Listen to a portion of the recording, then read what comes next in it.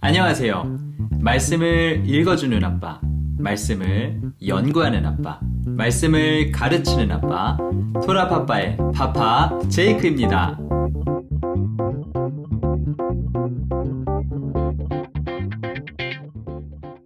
이번 주 토라 포션은 53번째 파라샤인 하아지누, 귀를 기울이라입니다.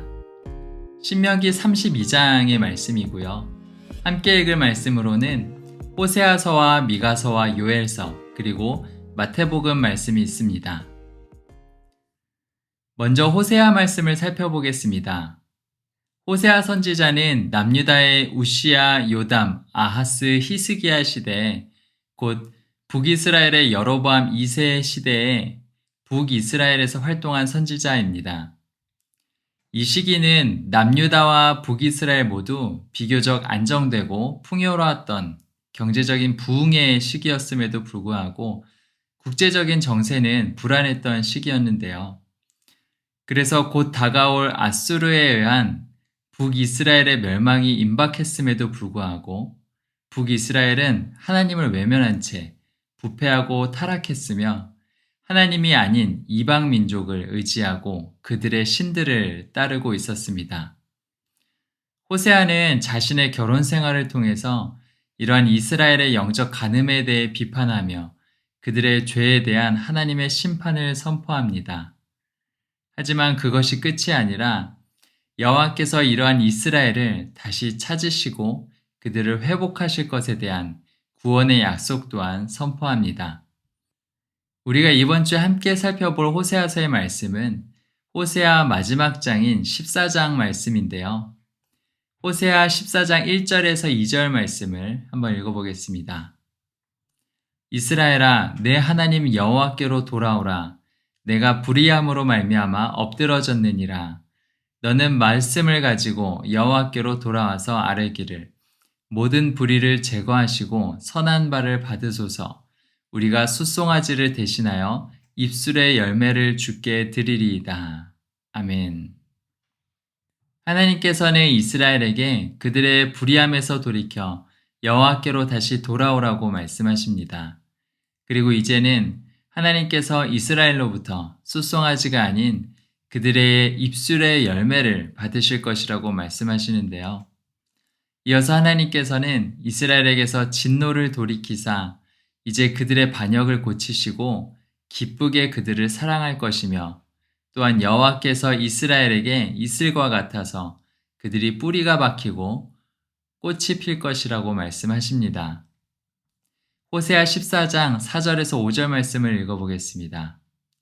내가 그들의 반역을 고치고 기쁘게 그들을 사랑하리니 나의 진노가 그에게서 떠났음이니라.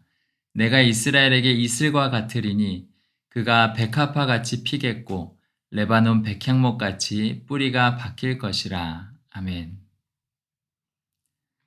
이러한 호세아서의 가장 마지막 절은 누구에게 지혜와 총명이 있어 여호와의 도를 깨달아 알겠느냐는 질문으로 끝을 맺습니다. 이번 주 신명기 말씀은 여호와의 교훈을 비와 이슬에 비유하며 하늘과 땅에게 이러한 여호와의 입의 말을 귀 기울여 들을지어다 라고 선포하며 시작을 합니다. 또한 이스라엘의 원수인 이방 나라에 대해서 그들은 모략이 없고 분별력이 없는 민족이라고 하면서 그들에게 이것을 깨닫는 지혜가 있었다면 그들이 그들의 종말을 분별하였을 것이다 라는 내용도 포함되어 있습니다. 이러한 내용들을 함께 생각해 보시면 좋을 것 같습니다. 다음으로 미가서 말씀을 살펴볼 텐데요. 앞서 살펴본 호세아 선지자가 남유다의 우시야, 요담, 아하스, 히스기야 시대에 북이스라엘에서 활동한 선지자라면 이번에 살펴볼 미가 선지자는 동일한 시대에 남유다에서 하나님의 심판과 보복에 대해서 선포했던 선지자입니다. 특별히 미가 선지자는 하나님의 정의를 강조했던 선지자로 유명한데요. 미가서 7장 18절에서 20절 말씀을 읽어보겠습니다. 주와 같은 신이 어디 있으리이까? 주께서는 죄악과 그 기업의 남은 자의 허물을 사유하시며 인애를 기뻐하심으로 진노를 오래 품지 아니하시나이다. 다시 우리를 불쌍히 여기셔서 우리의 죄악을 발로 밟으시고 우리의 모든 죄를 깊은 바다에 던지시리이다. 주께서 옛적에 우리 조상들에게 맹세하신 대로 야곱에게 성실을 베푸시며 아브라함에게 인애를 더하시리이다. 아멘.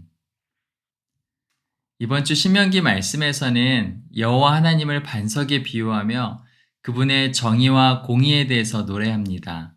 또한 옛적의 조상들과 하신 맹세, 곧 여호와께서 그들을 자신의 기업으로 삼으신 것에 대한 이야기와 함께 여호와 외에는 다른 신이 없다라는 선포가 등장하는데요. 이러한 내용들을 함께 살펴보시면 좋을 것 같습니다. 다음으로 요엘서 말씀을 살펴보겠습니다. 요엘서 2장 15절에서 27절까지의 말씀인데요. 먼저 요엘서 2장 15절에서 17절 말씀을 읽어보겠습니다. 너희는 시온에서 나팔을 불어 거룩한 금식일을 정하고 성회를 소집하라.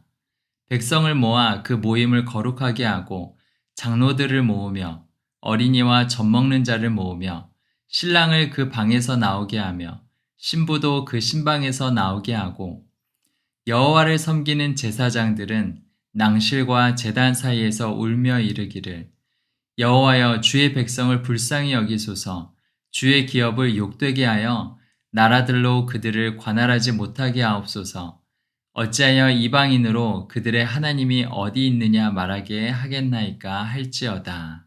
아멘. 이번 주 요엘서 2장 말씀은 나팔을 불어 임박한 여호와의 날을 알리고 백성을 모아서 그 모임을 거룩하게 하라는 이야기로 시작합니다. 레위기 25장 9절을 보게 되면 일곱째 달 열흘날인 속죄일에 전국에서 뿔나팔 소리를 내라고 명령하고 있는데요. 이제 막 나팔절 절기를 보내고 대속죄일을 맞이하는 이 회개의 기간에 함께 묵상하기 좋은 말씀인 것 같습니다. 하나님께서는 이처럼 온 백성이 구별되어 하나님 앞에 모여 회개할 때 그들을 불쌍히 여기시고 극진히 사랑하사 그들에게 다시 이른 비와 늦은 비를 주실 것이라고 말씀하시는데요. 특별히 요엘이라는 이름은 여호와는 하나님이시다라는 뜻입니다. 이와 같이 이 요엘서의 핵심은 여호와께서 너희의 하나님이 되고 너희가 여호와의 백성이 된다라는 것인데요. 이것이 곧 하나님께서 하나님의 백성과 세우신 언약의 본질입니다. 요엘 2장 27절 말씀을 읽어보겠습니다. 그런즉 내가 이스라엘 가운데에 있어 너희 하나님 여호와가 되고 다른 이가 없는 줄을 너희가 알 것이라. 내 백성이 영원히 수치를 당하지 아니하리로다. 아멘. 지금까지 살펴본 호세아, 미가, 요엘 이 세 선지서 모두 여호와의 날과 또 하나님의 심판에 대해서 다루며 마지막 때에 대한 메시지를 전하고 있습니다. 지금 우리가 보내고 있는 이 일곱째 달 절기들이 가리키고 있는 것 또한 마지막 때의 하나님의 심판과 예수 그리스도의 다시 오심인데요. 이러한 내용들을 함께 생각해 보시면 좋을 것 같습니다. 다음으로 신약 성경의 마태복음 말씀을 살펴보겠습니다. 마태복음 18장 21절부터 35절까지의 말씀인데요. 예수님의 제자들이 예수님께 천국에서 누가 더 큰 자인지 묻습니다. 예수님께서는 이러한 제자들의 질문에 천국에 대해서 비유로 가르쳐 주시는데요. 그때 베드로가 용서에 대해서 질문을 하는 장면이 바로 이번 주 마태복음의 말씀입니다. 마태복음 18장 21절에서 22절 말씀을 읽겠습니다. 그때 베드로가 나와 이르되 주여 형제가 내게 죄를 범하면 몇 번이나 용서하여 주리이까 7번까지 하오리이까 예수께서 이르시되 내게 이르노니 7번뿐 아니라 7번을 70번까지라도 할지니라. 아멘. 그러면서 예수님께서는 용서할 줄 모르는 종의 비유를 말씀해 주시는데요. 어떤 임금이 자신에게 10,000달란트를 빚진 한 종을 불쌍히 여겨서 그 가진 빚을 탕감해 주었습니다. 그런데 이처럼 거대한 빚을 탕감받은 이 종은 지나가다가 자신에게 100데나리온 빚진 형제를 만나게 되는데요. 이 종은 자신에게 빚진 형제의 빚을 탕감해 주기는커녕 오히려 갚으라고 독촉하고 심지어 감옥에 가두기까지 합니다. 결국 임금이 이 소식을 듣고는 다시 그 탕감받은 종을 불러다가 그 빚을 다 갚기까지 옥에 가두었다는 이야기입니다. 성경에서 달란트는 금이나 은의 무게 단위로 나오는데요. 당시에 이것은 화폐처럼 사용되었습니다. 여기서 은 한 달란트는 6천 데나리온으로 은 1만 달란트는 6천만 데나리온으로 환산이 됩니다. 보통 한 달란트는 대략 한 사람의 20년치 임금에 해당한다고 말합니다. 즉, 1만 달란트는 한 사람이 평생 일해도 얻을 수 없는 어마어마한 금액이라고 할 수가 있겠습니다. 반면 1 데나리온은 보통 한 사람의 하루치 품삯에 해당한다고 하는데요. 예를 들어 한 사람의 하루치 임금을 10만 원이라고 했을 때 100 데나리온은 약 1000만 원 정도의 가치를 가진다고 생각해 볼 수가 있겠습니다. 이처럼 우리의 죄에 대한 하나님의 용서는 우리가 우리에게 잘못한 이웃을 용서하는 것과는 비교가 되지 않는다는 이야기인데요. 이 이야기는 예수님께서 가르쳐 주신 기도의 한 부분을 생각나게 합니다. 마태복음 6장 12절 말씀을 읽어보겠습니다. 우리가 우리에게 죄 지은 자를 사하여 준 것 같이 우리 죄를 사하여 주시옵고. 아멘. 이번 주 신명기 말씀인 모세의 노래에는 마지막 심판의 날에 여호와께서 이스라엘을 대적했던 열방 가운데 행하실 보복에 대해서 나타나 있습니다. 이러한 내용들을 함께 생각해 보시면 좋을 것 같습니다. 그럼 이번 주 파라샤인 신명기 말씀을 살펴보겠습니다. 이번 주 신명기 말씀은 신명기 32장 한 장입니다. 지난 파라샤인 신명기 31장에서 여호와께서는 모세에게 노래를 써서 이스라엘 자손들에게 가르쳐 그들의 입으로 부르게 하여 여호와 하나님을 위해서 이스라엘 자손들에게 증거가 되게 하라고 말씀하셨습니다. 그 노래가 바로 오늘 우리가 살펴볼 신명기 32장의 모세의 노래입니다. 신명기 32장은 크게 모세의 노래와 모세의 마지막 명령, 그리고 모세의 죽음 예고로 구분해 볼 수가 있겠습니다. 먼저 모세의 노래에서 모세는 하늘과 땅을 불러 증거를 삼습니다. 신명기 32장 1절 말씀을 읽겠습니다. 하늘이여 귀를 기울이라 내가 말하리라 땅은 내 입의 말을 들을지어다. 아멘. 여기서 귀를 기울이라가 이번 주 파라샤의 제목인 하아지노입니다. 앞서 신명기 30장에서 모세는 이스라엘 앞에 생명과 사망과 복과 저주를 두고 하늘과 땅을 불러 증거를 삼았는데요. 모세는 자신의 죽음 이후에 이스라엘이 여호와께 반역하고 스스로 부패할 것을 예견하며 또다시 하늘과 땅을 증거로 삼습니다. 이처럼 모세가 하늘과 땅을 증거로 삼는 까닭은 모든 인생은 다 풀처럼 지나가도 하늘과 땅은 여전히 존재하기 때문일 것일 텐데요. 그러면서 모세는 자신의 입에서 선포되는 말, 곧 이 노래의 교훈을 비와 이슬로 비유합니다. 앞서 호세아서와 요엘서에서 살펴본 것처럼 비와 이슬은 메마른 땅에 풀이 자라고 꽃이 피게 하는 생명을 상징합니다. 이어서 모세는 여호와의 이름을 전파하겠다고 선포하며 그를 반석이라고 부릅니다. 그러면서 왜 여호와께서 반석이신지를 노래하는데요. 신명기 32장 4절 말씀을 읽어보겠습니다. 그는 반석이시니 그가 하신 일이 완전하고 그의 모든 길이 정의롭고 진실하고 거짓이 없으신 하나님이시니 공의로우시고 바르시도다. 아멘. 뿐만 아니라 모세는 이스라엘의 반석 되신 여호와께서 그들을 낳았고 또 그들을 구원하셨다라고 노래합니다. 그리고 이 반석으로부터 꿀과 기름을 얻을 것이라고도 노래하는데요. 하지만 이처럼 반석 되신 여호와께서 이스라엘을 눈동자처럼 지키시고 독수리처럼 보호하셨음에도 불구하고 이스라엘이 잘 먹고 잘 살게 되자 자신을 지으시고 구원하신 여호와 하나님을 버리고 그들이 알지 못하던 신들, 곧 귀신들에게 예배하고 하나님을 잊었다라고 말합니다.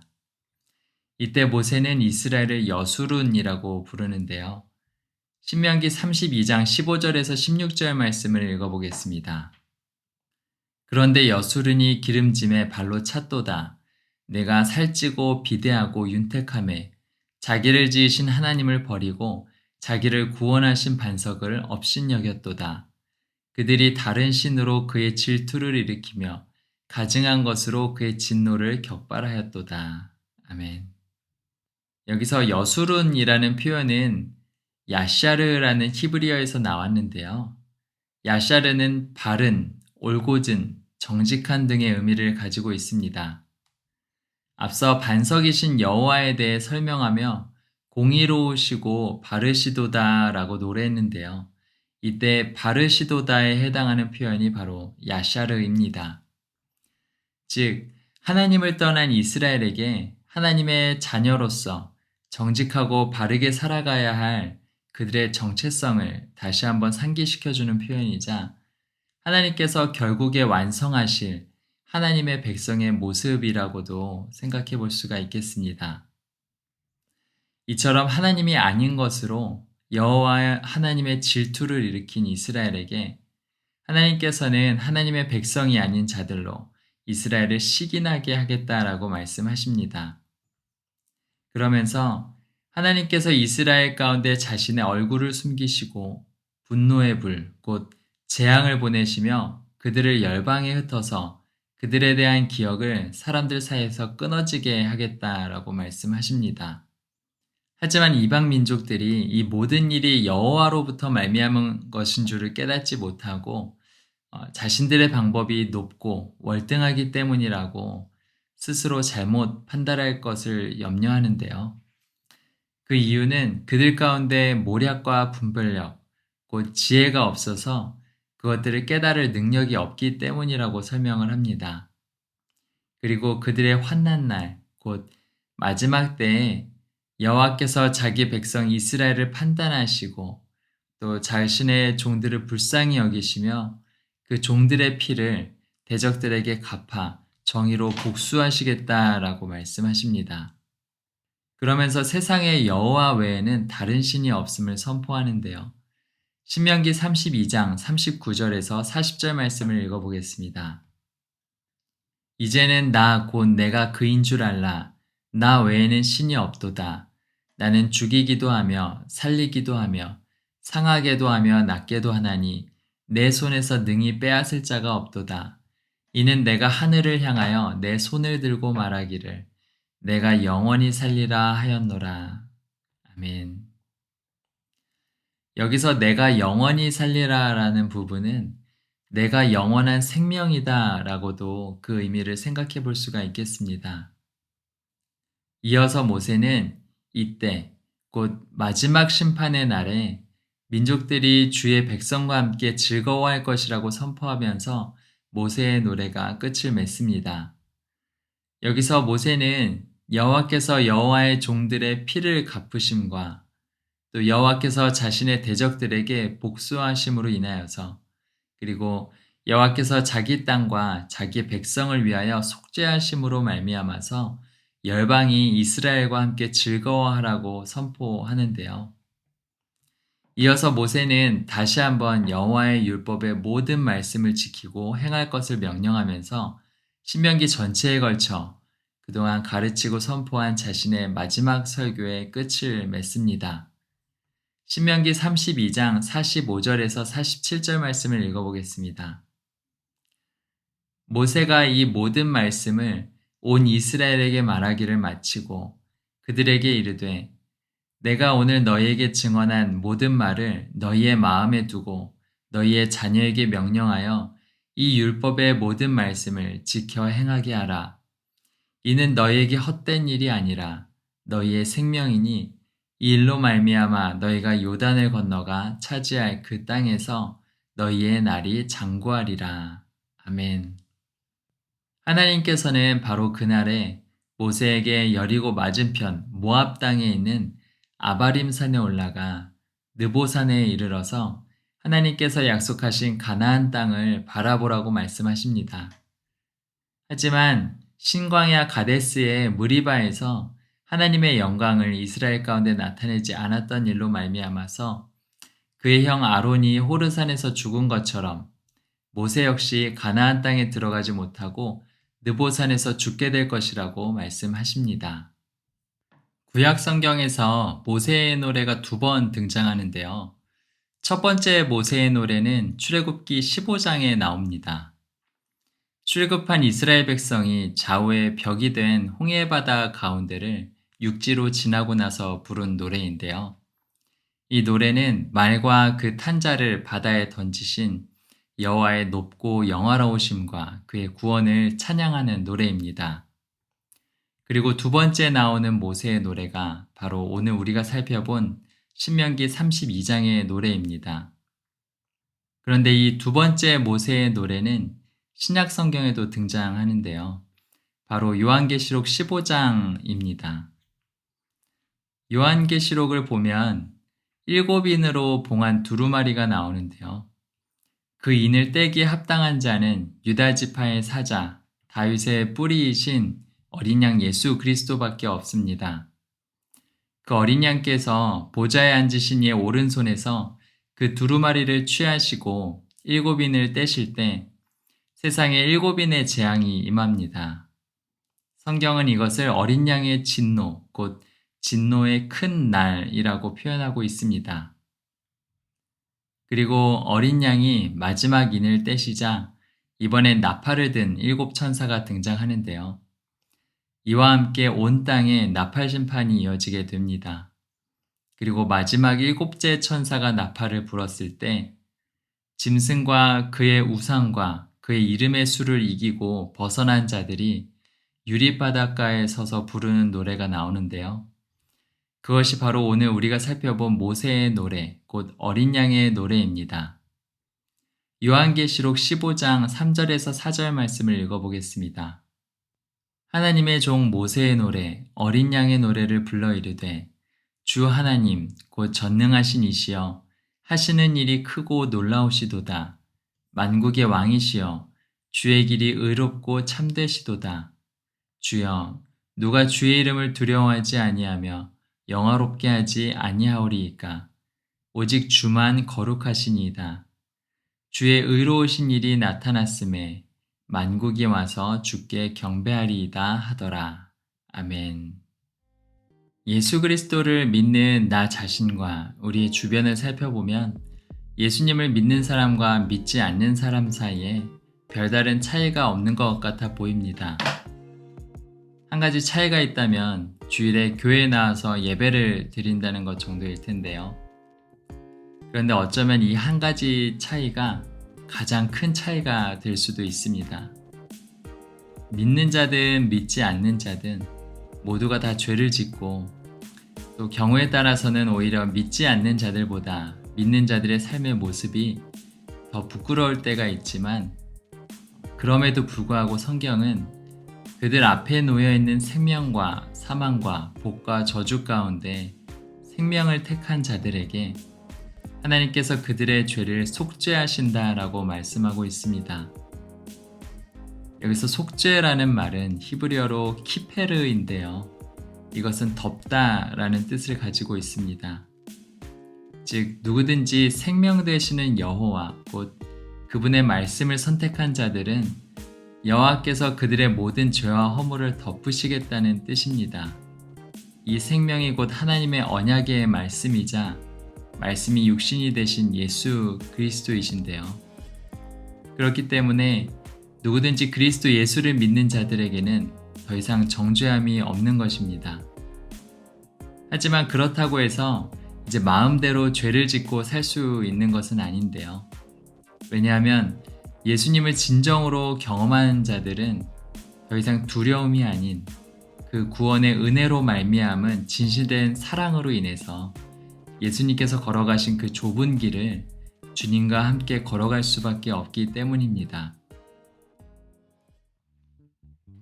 특별히 대속죄를 앞두고 있는 이 회개의 기간 가운데 죄밖에 드릴 것이 없는 우리를 그 피로 사신 예수 그리스도의 은혜를 기억하며 내 주변의 가족들과 이웃들을 그리고 더 나아가 원수된 자들을 용서하고 또 진정한 회개와 함께 그들에게 용서를 구하며 견고한 사랑의 띠로 그리스도와 더불어 하나 되시는 복된 한 주 되시길 예수 그리스도의 이름으로 축복합니다.